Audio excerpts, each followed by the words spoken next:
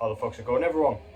Back today with another video. I told you I wouldn't take long to get back onto your screens.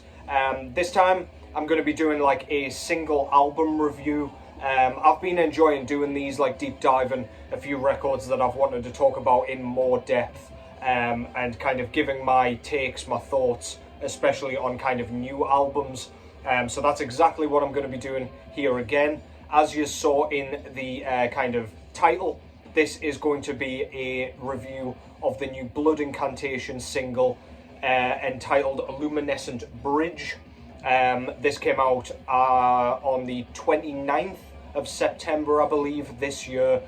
So very fresh. This was a kind of surprise drop as well. I think they only announced it perhaps a week prior to it coming out, a little bit like what Tomb Mold did with their new album. So yeah, really wanted to give my takes on this because it's obviously a high profile release, and it's a release that I had a lot of thoughts about. I've listened to an awful lot just to kind of gather my thoughts a bit more coherently, and I just thought I would come and chat some shit to you guys, and see if you kind of agree, see if you disagree, whatever. So yeah, first of all, what's going on in the background? Jesus Christ, that glare's horrific, but I'm sure you know what it is. Keeping it topical, this is Starspawn by Blood Incantation, their debut full-length album from 2016. This was brought out through Dark Descent Records. I won't talk too much about that because I will in a little more detail in the context of this new single very shortly. So yeah, if you're not familiar with Blood Incantation, first of all, they're a band out of Denver, Colorado, and they kind of almost helped coin the term kind of cosmic death metal. They play a very spacey style of death metal, very progressive, and yeah, very kind of ambient leaning, even on the early albums. Not so much like the first EP, Interdimensional Extinction. There was less of it there, but certainly on the first album, Starspawn, as you will hear, there are a lot of very kind of ghostly ambient sections which just transport you to another world. This band is also one of the most significant kind of modern death metal bands. I did state in the Tomb Mold review video that I did not too long ago that I see this band as probably the most significant band in the kind of big five of like modern death metal bands. Basically one of the most polarizing, definitely one of the most kind of hyped up bands in recent years, especially in that subgenre, and for good reason for the most part, I would say. But yeah, anyway, that's roughly a very short kind of timeline of Blood Incantation. So they brought out a couple of demos, a split with Spectral Voice. They brought out Interdimensional Extinction, as I mentioned, Starspawn, which I just showed, and in 2019 they brought out their second album, Hidden History of the Human Race, and then they brought out an entirely ambient kind of focused EP entitled Time Wave Zero, which came out in 2020 or 2021, can't quite remember, around then. And yeah, here we are in 2023 with their brand new kind of maxi-single entitled Luminescent Bridge. So this is a 2-track kind of single. The first side of it is a death metal focused track entitled Obliquity of the Ecliptic, which is around the 9-minute mark, and then side B is the title track Luminescent Bridge, which is a more kind of ambience focused track. So yeah, first of all, the death metal track kind of reminded me an awful lot of Starspawn, the debut full-length album, in that the production was a bit more suited to them. I felt like on Hidden History of the Human Race, they sort of cleaned things up a little bit. I felt like the drumming sounded a little bit triggered and a little bit unnecessary. I really liked the kind of understated kind of bass drums that went through on Starspawn, for example. Like it was one of those albums where you could barely hear the bass drum, but you knew it was there. It was like a kind of monotonous rumble, and it just, I don't know, it just had an atmosphere all on its own. But on Hidden History, I feel like because of the complexity of the drumming, they wanted that to shine through, and fair enough, because the drumming's spectacular. But I just feel like the sound wasn't quite right. It was a little bit obnoxious at the front of the mix, but they've really sorted that out here. The death metal they kick off with the death metal track, and with the death metal there's very little in the way of an intro. There is a very kind of minor sort of ambient rumble that kind of brings you into the kind of track. But yeah, it's pretty much what we've come to expect from Blood Incantation, death metal wise. There's lots of kind of spacey lead notes floating around. It's quite dissonant. They concentrate very much on kind of atmosphere. If there was such a thing as atmospheric death metal, I suppose Blood Incantation would absolutely be lumped into that kind of category. As for the kind of rhythm guitar tone, I absolutely love what they did on Hidden History of the Human Race in terms of the rhythm guitar. It was a bit more prominent, and they utilised kind of a bit more of a sort of, I don't know, almost like a steel girder bending guitar tone. I use that kind of term a lot, but it reminds me a bit of what Faceless Burial use every now and then, where it just kind of, I don't know, it's got a bit of a sawing, grating feeling that just goes straight through your core. It makes you want to kind of fist pump a bit. On the final track of Hidden History of the Human Race, they used this perfectly, where they didn't use it too much, and they just allowed it to kind of creep out into the kind of main body of the mix. Every so often they would kind of slow things down, and then out would come this kind of slower riff that just kind of, yeah, shook you to your core. Didn't last too long, just gave you that moment of kind of head-banging ecstasy, and then fucked off again into the kind of cosmos.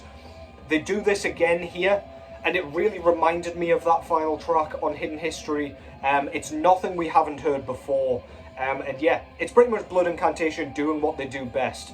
Paul Riedel's vocals here sound absolutely wicked. Love what he's done with his voice.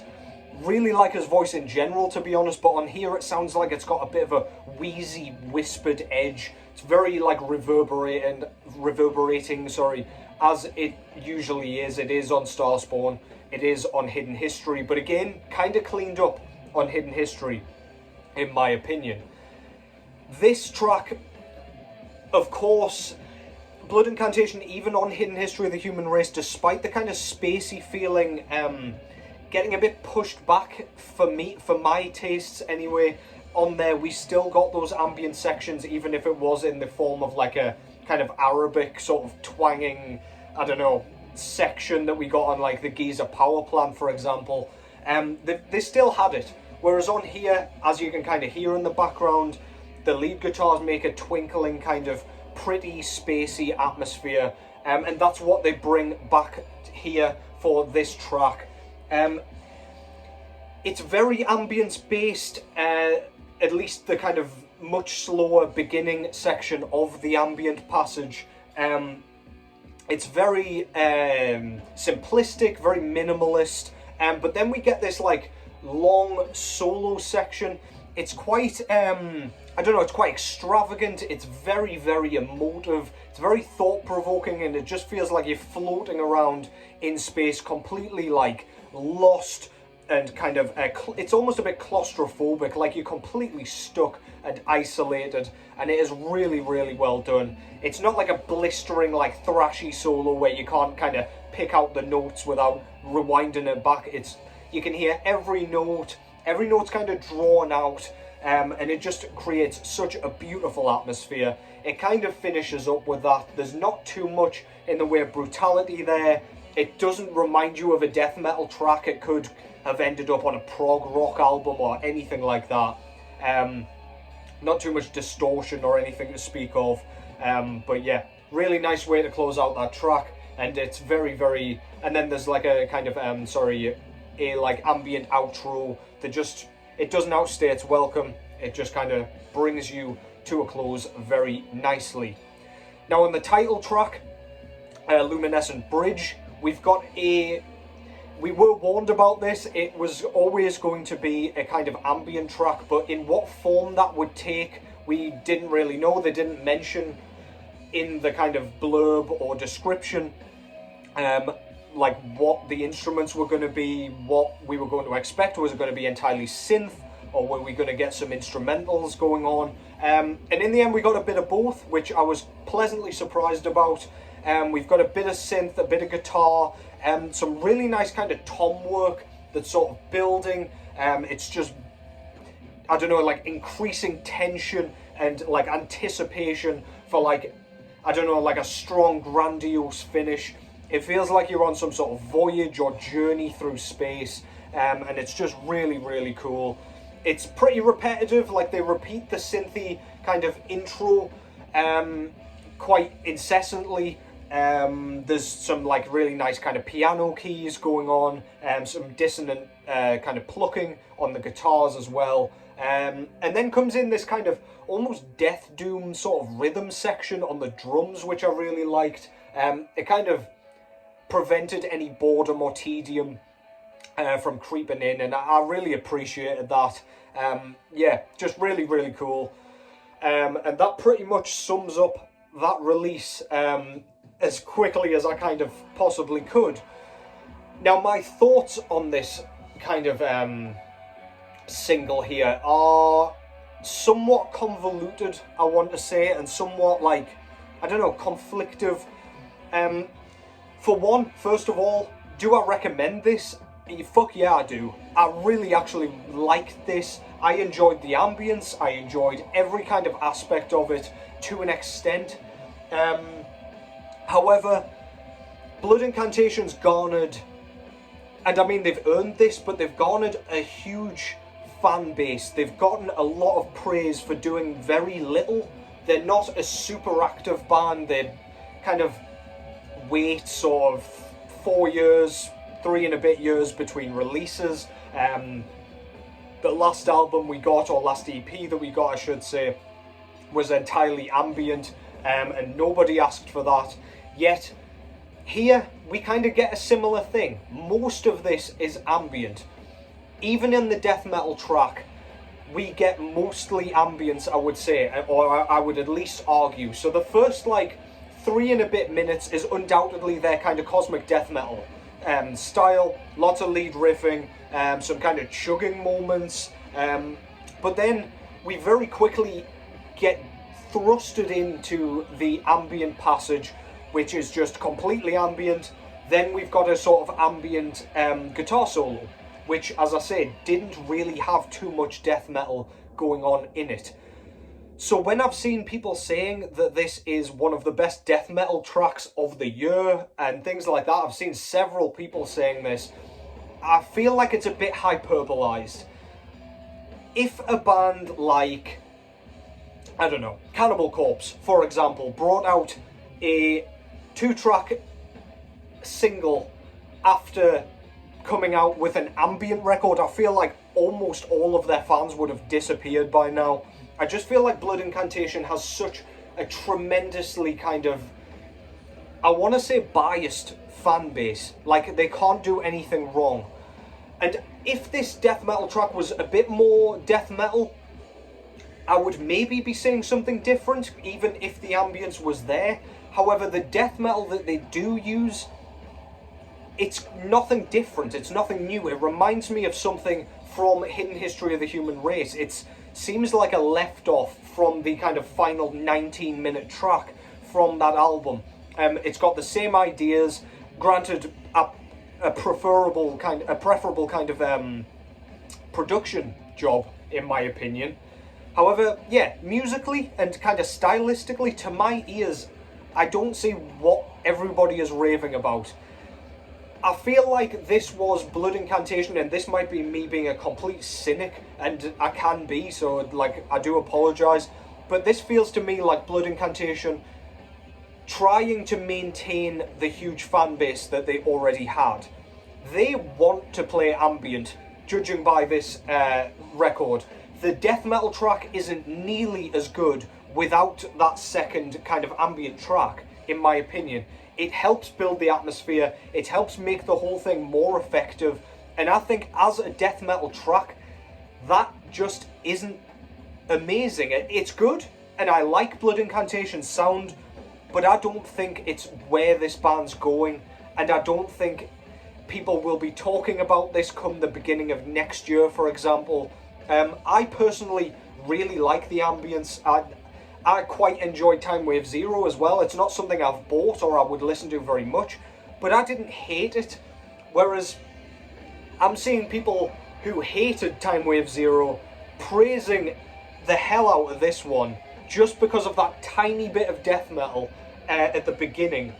And I think that's genius from Blood Incantation. I feel like what they want to do is expand into this ambient kind of butterfly, if you will. Metamorphosis is kind of being thrust toward, well, we're being thrust towards their metamorphosis, I should say. And I think it's quite obvious that that is what they're wanting to do. I do feel like they probably should have, and they probably know this, they probably should have gone under a different band name to do the sort of ambient stuff if they were then going to, like, basically tease us with more death metal. And I'm all about, like, I don't know, I'm all about stylistic changes. I'm all about kind of artistic progressions and differing directions. That's absolutely fine. Bands can do whatever they want, whatever they feel like they want to do. It's more the fans of Blood Incantation that are confusing me rather than Blood Incantation, because they've done nothing wrong. They want to bring the death metal fans over to the ambient side, I feel like. And if not, if they can't succeed in doing that, they want to maintain the death metal fans and want them to buy their music still and want them to stick around. And fair enough, more power to them. I just think it's very confusing to say this is one of the best death metal tracks of the year, because there's very little death metal, and the death metal only thrives because of that ambient stuff that you've been whinging about, if that makes sense. So yeah, for me, I'm not really conflicted about this. I think this is fantastic. It's really good. This is the cover, by the way. I don't even think I've shown it. Really like that. But yeah, it's rather confusing, and I think this is probably a prerequisite to what we're going to be getting more of on their next album or whatever they plan on doing. I can almost foresee like a much longer album coming, because their death metal albums so far have been just over the 30-minute mark. So not super expansive, but yeah, I feel like the ambience will push them towards longer and more kind of extensive releases, which that's fine by me as long as there's a nice balance. But yeah, I do think this is an ambient record, really, with a little bit of death metal added to it. Might be a hot take, I don't know, but to me, this is exciting. I like the ambience. I like the ambience that's in Starspawn as well. I think the combination of the two styles really makes for like a beautiful, beautiful kind of whole cohesive package. I just think it's fantastic. Again, do I recommend this? Of course I do. Blood Incantation are great. They're fantastic musicians, fantastic songwriters. But yeah, I just hope that we just get a nice balance on the next thing, as opposed to kind of this 80-20 that we have at the minute, or even 100% ambient as we got on Time Wave Zero. But yeah, let me know what you think in the comments below. Did you enjoy this? Do you agree with me? I can see quite a few of you agreeing with me once you kind of stop to think about it, perhaps. But yeah, I dug this. Give it a listen. I'm sure you already have if you're in any way interested in death metal. So yeah, I guess that was just me spitting my takes. But yeah, go and check it out. Luminescent Bridge. The death metal track's called Obliquity of the Ecliptic. Nice mouthful there. But yeah, fantastic shit. Blood Incantation. Killing it as always. Hopefully we'll get a new full length soon. Let me know of any albums that you want to see me review soon. I would be interested in doing the new Vastum record, which has dropped into my inbox, so I will be able to kind of do that one ahead of time. I'm awaiting the new Sulphur Aeon as well, which somebody shouted into the comments of my last video, which I do intend on reviewing, do not worry. But yeah, let me know what you'd like me to review, any bigger releases that you'd like me to review even. I like talking about music, and I like talking about specific albums every now and then. But yeah, let me know what you think in the comments below. One final time, take care as always, and I will catch you in the next one.